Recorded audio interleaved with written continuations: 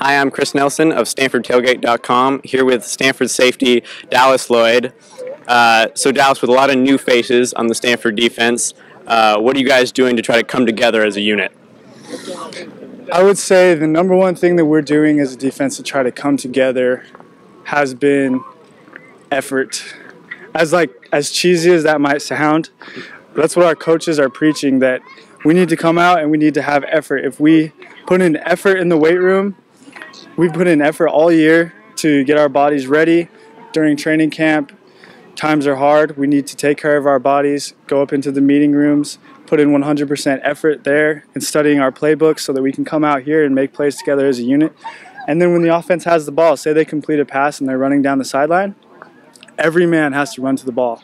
And that way we build trust, and you know that you can do your job and your teammate will have your back and he'll do his job. And that way we can stop offenses and make big plays. That's good.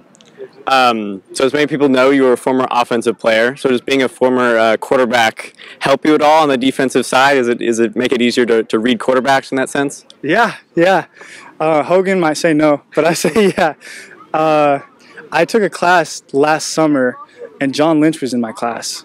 And so, as you may know, he came to Stanford. He was a quarterback and then made the switch to defense. And I asked him, I said, hey, John, how is the transition for you? What advice do you have for me? And he said the same thing that Richard Sherman said a couple of years ago to me, that you can use your knowledge that you developed because you spend so much time studying the playbook, and you don't want to let that go to waste. So you can use all of your knowledge of what offenses like to do, and that translates. Whereas where you are on the field position, whether the offense is on the hash or the middle of the field, formations, down and distance, I mean, all that kind of stuff comes into play, and it's very, very applicable. And so it's been fun. I'll admit I feel like a freshman all over again, getting a new playbook and starting over, but there's been a lot of stuff that's translated, and especially as a safety, I mean, as a quarterback, you have to know the whole offense, but you also spend the majority of your time studying defenses and what they're doing. Very true. So when you make the switch, oh, okay, this is 3 cloud. And so you know what coverage that is, and then you just have to put 2 and 2 together and do some memorizing and some communicating and some hitting and catching and all that kind of stuff, and then there you go.